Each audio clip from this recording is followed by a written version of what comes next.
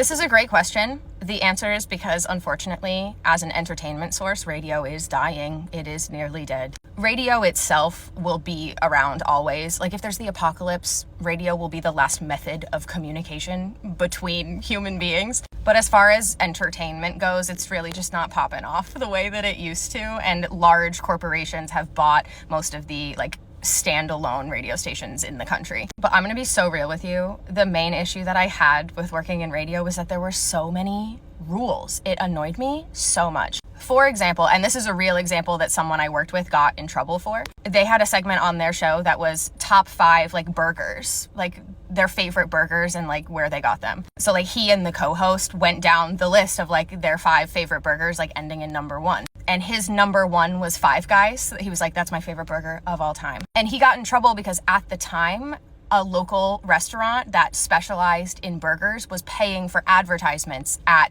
the radio station that I worked at. So it almost was like a conflict of interest that the radio host that I worked with had an opinion on burgers and would have to then kind of censor or completely change their genuine opinions so that they wouldn't upset the advertisers that were paying money. Does that make sense? You couldn't talk about a special make of car and then go into a commercial break and have it be a car dealership. That was just a no-no. And I fucking hated that. I hated that everything revolved around the advertisements because of course, right? Because they're the ones that are paying to be on the air and that's what's funding your paycheck. It makes sense. However, I didn't like how it made me feel. And so I got out of there. Also, I couldn't swear on the air, obviously, or the FCC would come for my throat. And I did not like that. I had to change so much of who I am just to be able to operate there. And it just felt so inauthentic after a little while. And I actually liked working in AM radio better than working in FM radio because AM radio, you have 10 minutes of a segment that you can fill with an actual conversation with your co-host. In FM radio, you have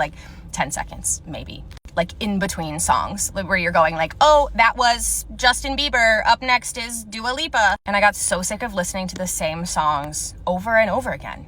It was just on a loop all the time for weeks at a time until a song would leave the top 40. But the good news is that the part of me that loved radio, that still it'll always hold a special place in my heart. The part of me that loves radio is the part of me that you see on this account. I know I'm talking about retail and sometimes other stuff, but mostly retail. But the act of telling those stories, the act of talking to you guys and putting out content, this is that part of me. Right before COVID started, the plan was that I was gonna create a podcast to talk about my time in retail. The stories that I'm telling here, I was planning on telling on a podcast. I bought all the equipment to do it, and then COVID hit. I have been writing down all of the weird customer stories for such a long time. Initially, the intent was I wanted to write a book with them all, and then I was like, oh my God, I'm gonna make a podcast, and then that didn't happen, and now I'm here. I discovered Karen TikTok, and I was like, oh my God, I need to get some of these out of my brain, off my chest, and into some sort of content because it's starting to drive me insane, and my family is so sick of hearing me tell them about all of the shitty customers that I encounter every day. And it actually took me a long while to be able to feel comfortable enough posting TikToks. When I posted my first TikTok, I had a literal panic attack. I was so afraid of being perceived on the internet. If you know me in real life, you know that I used to be a chronic oversharer on the internet. I try to hold some grace for the younger version of myself who really just was trying to connect with people. But realistically, it's a little cringy when I look back at the things that I used to post about online. It just was not anyone's business, even though the internet was a little bit different back when I was in high school and middle school and stuff. But a few things happened in my life that made me literally drop off the face of the internet. I disappeared. I deleted all of my accounts. I was gone for a really long time, and I did not think I was ever going to be coming back. But then during the therapy that I went through last year when I was on my medical leave, my therapist challenged me to she challenged me to make a Facebook account. She was like, your homework is to create a Facebook account. And I had a panic attack while making a Facebook account. And also one of the other main reasons that I left radio to begin with was because I was having such bad anxiety. I would sit in front of the mic and I would know that even though I'm in a room by myself talking into a microphone, that 10,000 people are hearing me all at once. And all of a sudden that just hit me one day and I just couldn't do it anymore. The irony of that is that now I am here on this account reaching more people with this account than I ever could have imagined if I was still in standard radio. I wish I could go back in time and show teenage me this account and show her how many people relate to the stories that she has and that think that she's funny and want to follow her. I wish I could show this account to me this time last year, who was literally having a panic attack over just having a Facebook account where I could choose who would see my content or not. This account is like, this is my dream. Being able to tell these stories is my dream. I have a lot to say. I have a lot of stories to get through. I have like a whole 10 years of tales that I've been writing down. Eventually I will run out of stories. But that's not going to happen for a little while, so we'll cross that bridge when we get there. But yeah, to answer your question, I don't think I'll ever do radio again. I think the closest thing I would ever do is a podcast, which like I really hope I get to do someday. That would be a lot of fun and like super right up my alley, the exact sort of thing that I've trained for. But for real, thank you for being here. If you made it all the way to the end of this video also, you are a super real one and I love you. But yeah, it always surprises me when people are like, I love the way you talk, or I love listening to you talk, because I'm used to people like not feeling that way in my life, like thinking that I'm obnoxious or that I talk so much. Like I'm sure some of these TikToks are in a group chat somewhere where people are making fun of me, but like you can't really avoid that. But for real, I love you all. Thank you for 150,000 people. That's crazy. The video that you just watched was recorded March 17th, 2023. Today is February 7th, 2025. And this is making me kind of emotional, I'm not gonna lie, because I today have 588,000 followers on TikTok and 90,000 subscribers on YouTube. If I could go back in time and tell that version of me what was going to happen, I think her mind would be blown. And then if we both together could go and tell teenage me what happened, I think everyone's mind would be blown. Anyways, I just want to add, for no particular reason at all, that I, over the past couple of months, have had numerous dreams that I am working at the radio station, like the first radio station. The first dream I had a couple months ago, I spawned behind the register, Jesus, sorry, brain, muscle memory. I spawn into the dream behind the board in the studio of the radio station, and I know, and there's dead air happening in front of me, and I know it's time, I have to do my job. All three dreams are like this. The first time though I had that dream, somewhere in the deep recesses of my brain was all of that radio knowledge. I ran a show for an hour and a half. Like I remember waking up from the dream and going like, damn, that was a good show, considering I remembered, like I had to remember it all in the dream. Like even dream me knew it was weird that I was back there, but I was like, I just accepted the task and I did it. Second time I had the dream, show didn't go so good. I was missing things, and there was someone breathing down my neck trying to tell me what to do, and I felt like a little panicky because I was being watched. And the third dream that happened a few days ago, show went horribly. I probably got fired.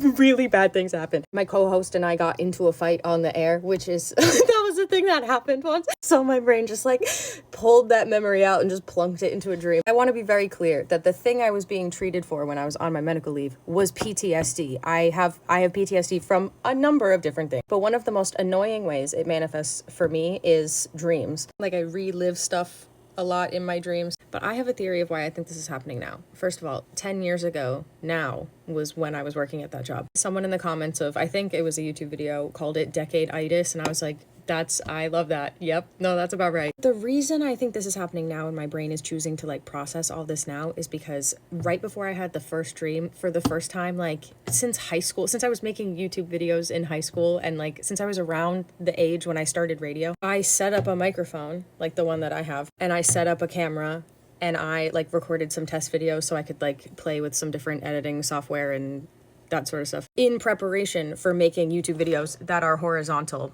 instead of vertical. Because right now, even though I'm talking to you, YouTube, I am recording this in TikTok, but in an effort to find ways to talk to you horizontally in the future, I've been like, I don't know, I think the act of having like a microphone in front of me, especially because I have this microphone arm that, well, when I have the microphone here, it'll go here, but I have like a little arm and everything. I think just the muscle memory even of like pulling a microphone to my face for the test video just like brought back a rush of feelings that I have not felt in a long time. The fear of being live on the air and then like getting too anxious or like misspeaking, or I don't know, just like all of the fears that come along with being live on the radio are fears that I don't think have gone away. I struggle with the live things still. I get anxious to the point of shaking. I've only done like 5 lives on TikTok ever for that reason. And when I record videos even like this, the chunks that I'm recording take a lot of takes it requires a lot of takes for me to get my point out semi-eloquently. I don't pre-script my videos, so like the scripting process, if you will, kind of happens as I'm recording. Does that make sense? I have not kicked that anxiety. It brings back just a lot of feelings for me. I think though I'll figure it out. It's just gonna take some time. Like things are being dug up from my brain that I have not confronted ever. I just feel incredibly lucky to be in a position where I can do this as my job, because it does not feel like my job. The fact that I get paid money to make these stupid fucking videos is the best thing that ever happened to me. The me you just watched in that last video would be in tears, which she would be sobbing if she knew that like the fight was almost over. I didn't start making any money on any of my content until June of 2023 when I got monetized on TikTok. But even if it like didn't make me super anxious to even consider like doing radio again, like I can't even fathom that. Even if it didn't make me anxious, it's not a survivable income in my opinion. But in my situation, I associated so much of my identity with radio back in the day that it was really a painful experience for me to give up. The problem was not the job that I tied to my identity, it was the fact that I was tying a job to my identity. But what really was the core of why I liked radio so much was like the creation aspect of it. I just felt so like, I felt there were just too many rules. And what I said about the advertisements is still true. Ads are my number one pet peeve. I hate them so much. They bother me so much, which is why you don't ever see me. I've never done a brand deal. I have never done anything like affiliate wise through TikTok shop. I've never even bought anything from the TikTok shop. No offense to anybody that does these. You get your bag however you want. Those things feel so reminiscent of the fact that I was just in sales in retail for so long. It feels just like triggering me trying to sell you something. I just did that for so long. I don't want to sell anyone anything anymore. I'm done doing that. And also I personally hate ads. So I hate them. But the fact that now through YouTube, ads are what pay me. Like the irony is not lost on me. And I often have this feeling that I just want to like opt out of society and like run away. It's a fantasy.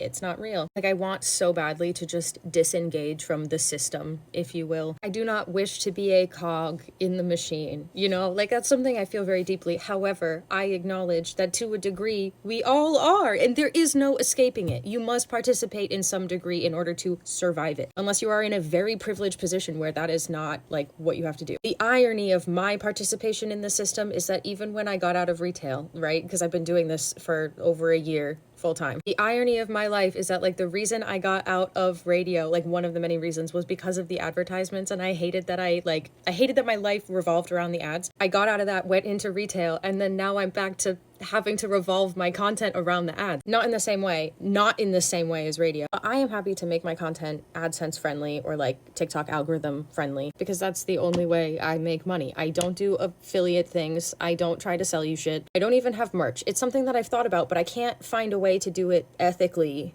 and inexpensively, and that's like a whole other hurdle. But like I refuse to do that the wrong way also, because we have a consumerism problem. I feel very strongly about that. I feel like sometimes influencers and content creators, when they take brand deals and they sign those contracts that say they can't like talk about competitors, I think that's selling out, because then like what if you actually like something and you want to tell your audience about it? You have to, anything that makes you adjust your speech and the things that you talk about because you don't want to make a brand upset, I don't like that. You will never find me in a situation like that, because I don't do those things. And if you ever see me do a brand deal, it's probably because I have reached out to the company, because occasionally there are companies that I will reach out to because it's something I use or something I love so much, and I'm shooting my shot. So far, no one that I've ever reached out to has wanted to sponsor me, but that's okay.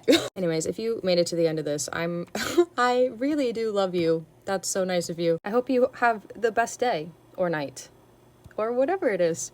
Okay. Love you. Bye.